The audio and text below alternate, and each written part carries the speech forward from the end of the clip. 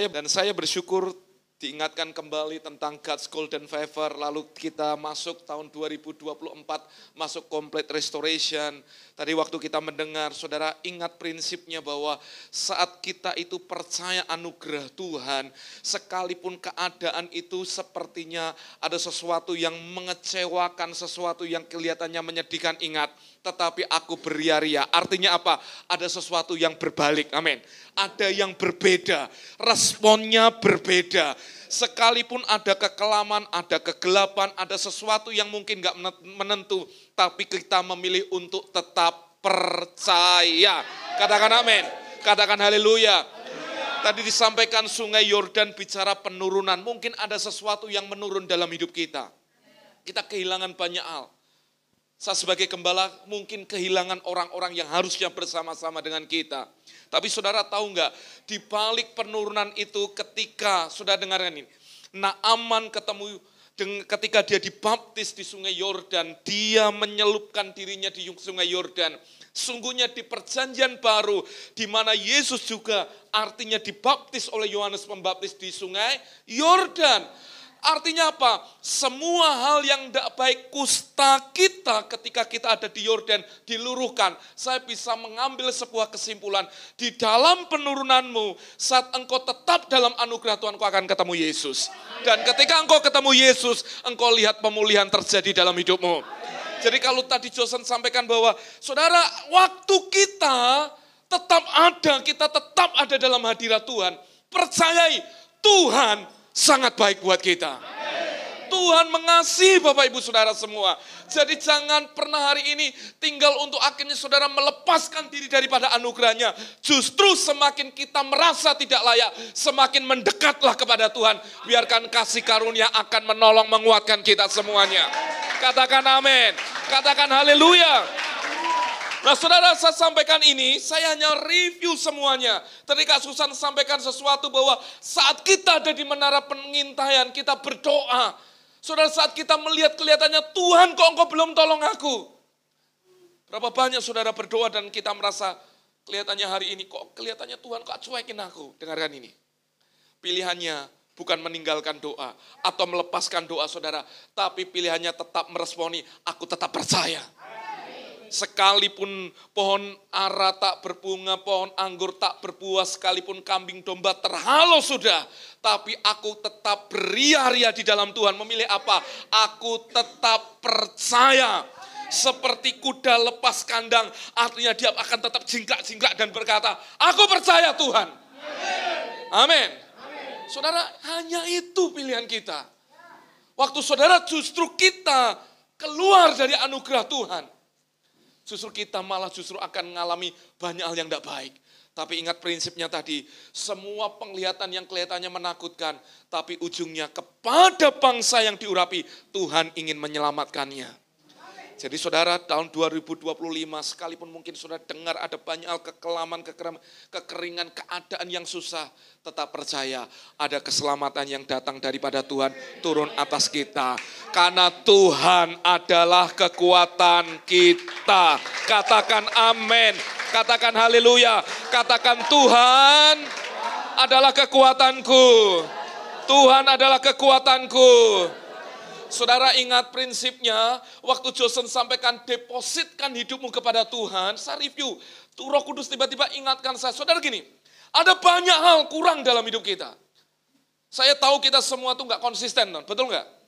Setiap kita juga punya banyak kelemahan-kelemahan. Bahkan di tengah menurunnya kadang kita merasa kadang Tuhan di mana engkau? Tapi ingat prinsipnya. Waktu engkau berani mendekatkan diri pada Tuhan, engkau seperti bawa semuanya, justru engkau gak menjauh. Engkau merasa gini, Tuhan memang aku gak mungkin layak dengan perbuatanku. Tapi aku semakin mendekat pada Tuhan, justru engkau mendepositkan hidupmu, semua keluhanmu, keadaanmu, tadi ratapanmu kepada Tuhan. Ingat prinsipnya, Tuhan mengasihi hidup kita. Kita harus berani bercerita bahwa I'm loved, aku dicintai Tuhan. Kemarin kita diajar tentang Pak John Generation, generasi Yohanes. Generasi Yohanes adalah generasi yang bukan bangga karena kita mencintai Tuhan, enggak. Tapi justru kita bangga karena kita menyadari Tuhan sangat mencintai kita. Orang yang bisa menerima cintanya Tuhan itu secara utuh dalam hidupnya, dia adalah orang-orang yang akan bisa memberikan cinta yang sama kepada Tuhan. Ingat prinsipnya, saudara nggak mungkin bisa memberi yang terbaik kalau saudara nggak bisa terima yang terbaik daripada Tuhan. Maka kemarin kita diajar, Yohanes menuliskan dalam surat yang semua kitab yang ditulisnya, dia dikatakan sebagai murid yang dikasihi. Dan saya mau berkata, saudara akan tuliskan di 2024 yang kita akan tutup ini. Dan masuk di 2025, saudara akan menulis dari orang, dari anakmu yang engkau kasihi. Dan kau akan cerita, kau gak akan lagi pakai cerita gini, oh aku ini. Kau akan cerita dengan nama samaran, tapi kau akan menulis dari Ping-an yang dikasihi Tuhan Yesus. Dari Rafael yang dikasihi Tuhan.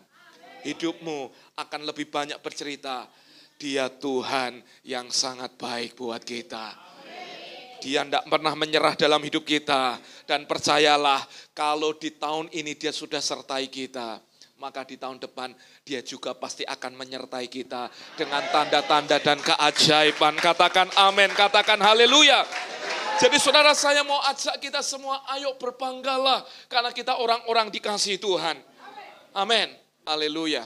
Ayat 22:3, agar Tuhan mendatangkan waktu kelegaan dan mengutus Yesus yang dari semula diuntukkan bagimu sebagai Kristus. Ayat 21, Kristus itu harus tinggal di sorga sampai waktu pemulihan segala sesuatu. Seperti yang difirmankan Allah dengan perantaraan nabi-nabinya yang kudus di zaman dahulu. Saudara, saya akan review kata pemulihan.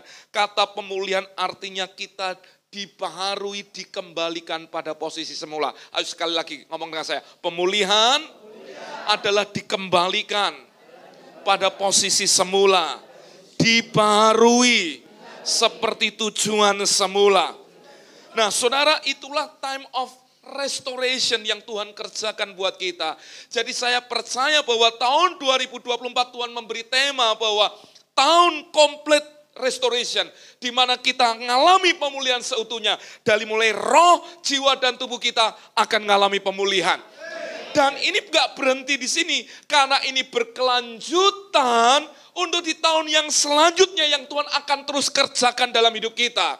Jadi saudara, ingat prinsipnya bahwa Tuhan akan terus tinggal di sorga sampai pemulihan segala sesuatu di bumi baru tiba kesudahannya. Katakan amin. Nah, saudara perhatikan, waktu saya coba review, saya berdoa, saya tanya Tuhan, di ayat 20-nya ada kalimat seperti ini, tolong 20. Ayat 20-nya dikatakan ini, agar Tuhan mendatangkan waktu kelegaan. Nah saudara, ini yang menarik. Dan sebenarnya ini yang kita sebut dari tadi God's Golden Favor, dan kita masuk kepada complete restoration, dan nanti di tahun depan Tuhan akan mengerjakan sesuatu yang baru, hal-hal yang dahsyat bagi kita. Nah saudara, agar Tuhan mendatangkan waktu kelegaan. Waktu saya cari kata waktu kelegaan, dalam bahasa Inggrisnya dipakai kata time of refreshing. Nah ternyata kalau kita lihat dalam bahasa aslinya, kata ini hanya dipakai dalam bahasa aslinya hanya satu kali di ayat ini. Yaitu apa saudara? Kalau saya terjemahkan adalah kayak gini.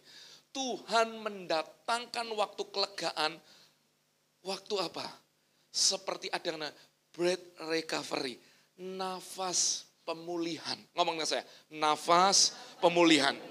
Nah ketika saya menangkap ini saudara, artinya gini, pemulihan kita di dalam Tuhan akan bergerak semakin dahsyat saat umat Tuhan itu mengalami nafas pemulihan. Dan nafas pemulihan itu kalau diterjemahkan adalah Roh Allah atau Roh Kudus yang datang berhembus kembali dalam hidup kita. Jadi ingat gini, saudara, kegerakan gereja Pentakosta, karismatik, neokarismatik, saya mau berkata gini, dimulai ketika kita mengizinkan Roh Allah bergerak bebas dalam hidup kita. Saudara ingat ini. Saya mau ingatkan Bapak Ibu Saudara. Waktu saudara mengizinkan Roh Allah berhembus dalam hidupmu. Hidupmu enggak lagi dituntun oleh kedaginganmu. Hidupmu enggak akan lagi dituntun oleh yang namanya kemanusiaan kita. Tapi engkau akan mengizinkan Tuhan sebebas-bebasnya.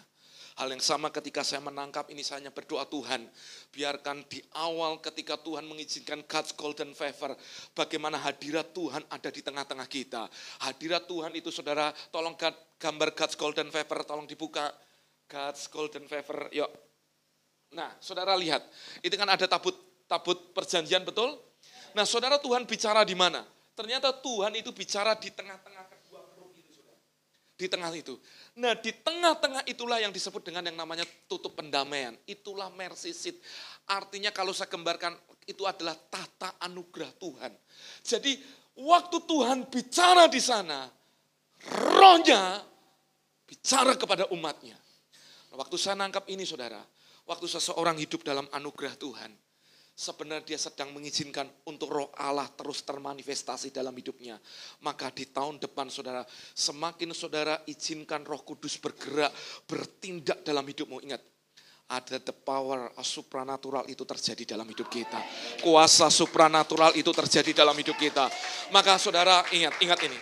Ingat, tahun depan, di tahun 2025, saudara, kita akan lihat ada banyak mujizat, kesembuhan, perkara ajaib terjadi. Bukan nanti atau besok.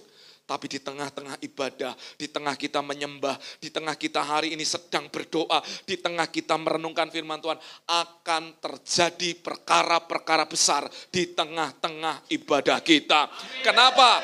Jawabannya satu, karena nafas Tuhan, Roh Allah yang berembus akan membuat sebuah perubahan yang besar di tengah-tengah kita. Katakan amin. Saudara, bandingkan dalam Kejadian 3 ayat 8. Perhatikan ini. Kejadian 3 ayat yang ke-8. Tiba-tiba saya diingatkan Tuhan ini, Kejadian 3 ayat yang 8. Yuk baca sama-sama. Ketika mereka mendengar bunyi langkah Tuhan Allah yang berjalan-jalan dalam taman itu pada hari sejuk, bersembunyilah manusia dan istrinya itu terhadap Tuhan Allah di antara pohon-pohonan dalam taman. Saudara perhatikan ini.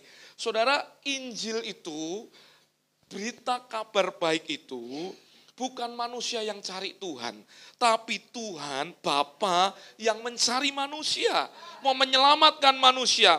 Nah, itulah time refreshing. Time refreshingnya adalah gini, ketika mereka mendengar langkah Tuhan Allah yang berjalan dalam taman itu pada waktu hari sejuk lah.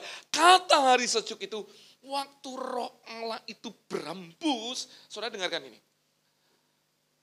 Mereka bisa merasakan kehadiran Tuhan itu ada. Sekalipun padahal waktu itu mereka sedang jatuh dalam dosa. Maka saya hari ini mau sampaikan, pemulihanmu tidak terhalang oleh dosamu. Saat engkau mengizinkan Tuhan hadir dalam hidup saudara. Kalau ada engkau merasa ditakut-takuti, merasa bersalah, merasa luka karena amarah, ini izinkan engkau datang pada Tuhan, Roh Kudus. Bergeraklah lebih kuat dalam hatiku. Bicara lebih kuat dalam hatiku. Dan lihat, saat saudara dipimpin Roh Allah, tidak ada satupun yang akan biasa-biasa. Hidupmu akan berbeda, anak-anakmu pasti berbeda, keluargamu pasti diberkati Tuhan. Ada pertolongan Tuhan yang Tuhan nyatakan, dan ada mujizat-mujizat supranatural yang akan saudara alami. Katakan amin. Dari semuanya ini saya simpulkan bahwa izinkan Roh Kudus bertindak, bergerak lebih dahsyat lagi dalam hidup kita. Amin. Alami pemulihan dengan Tuhan. Hari ini saudara, ayo. Kita sudah terima anugerah Tuhan yang besar. Jangan terintimidasi. Salah satu yang Tuhan tunjukkan musuh dari hati kita adalah rasa bersalah. Rasa bersalah itu kita berhutang kepada seseorang atau berhutang kepada sesuatu. Dengarkan ini. Tuhan mau kita lepas daripada perasaan bersalah. Orang yang dituntut perasaan bersalah, dia akan merasa kayak gini. Hari ini di tahun baru, dia akan diikuti dengan perasaan-perasaan itu. Saudara, hari ini izinkan Tuhan memulihkan hidup kita dengan terbuka di hadapannya. Rasa bersalah itu diambil dan percayalah, Tuhan mengampuni dosa kita. Dia tidak mengingat-ingat lagi dosa dan pelanggaran kita. Saat kita mau datang terbuka, mohon anugerahnya terus turun dalam hidup kita. Katakan amin. Katakan haleluya. Saya mau tanya hari ini, masihkah kita ini dibayang-bayangi rasa bersalah? Rasa bersalah karena kita mungkin merasa kurang baik, kurang setia, kurang ini, kurang ini, kurang ini. Saudara, cukup berkata gini, Tuhan, apapun keadaan diriku, Engkau mengasihi hidupku. Dan hari ini aku mau datang kepada Tuhan. Terima anugerah Tuhan yang besar. Katakan amin. Coba senggol kaki kanan ngomong gini, jangan dikuasai rasa bersalah. Cukup kegagalanmu ngomong, cukup kegagalanmu, cukup salahmu, cukup semuanya. Datang pada Yesus, terbuka. Dan izinkan Roh Allah menuntun langkah hidup kita. Amin. Amin. Saya mau tanya, siapa yang gak pernah salah? Tolong angkat tangannya. Selama 2024 aja. Dalam perkataan, dalam perbuatan, dalam semua hal. Siapa yang pernah bersalah? Tolong angkat tangannya. Loh, semua bersalah kabeh. Makanya orang yang tahu diri, maka dia tidak akan merasa benar sendiri. Tapi orang yang tahu diri adalah orang yang menyadari betapa besar cintanya Tuhan dalam hidupnya. Amin. Maka laku ratapanmu menjadi laku imanmu. Amin. Amin. Betul, saudara. Betul. Dan kalau saudara baca kitab Habakuk tadi, saudara, sebenarnya dia mau ngomong, yang penting kalau baca di Alkitab itu di awalnya, tengahnya itu semua yang kelihatannya kurang baik. Tapi di ujungnya, aku akan beria-ria dalam Tuhan. Amin. Dan aku bersorak-sorak bagi Allah, sebab Tuhan itu kekuatanku. Amin. Ada sesuatu iman yang dinaikkan lagi. Karena berkata, apapun yang terjadi, Tuhan jadi pembela kita. Katakan amin. Jadi hari ini saya mau ngomong sama saudara, terima pemulihanmu dan alami semua yang dahsyat daripada Tuhan. Katakan haleluya.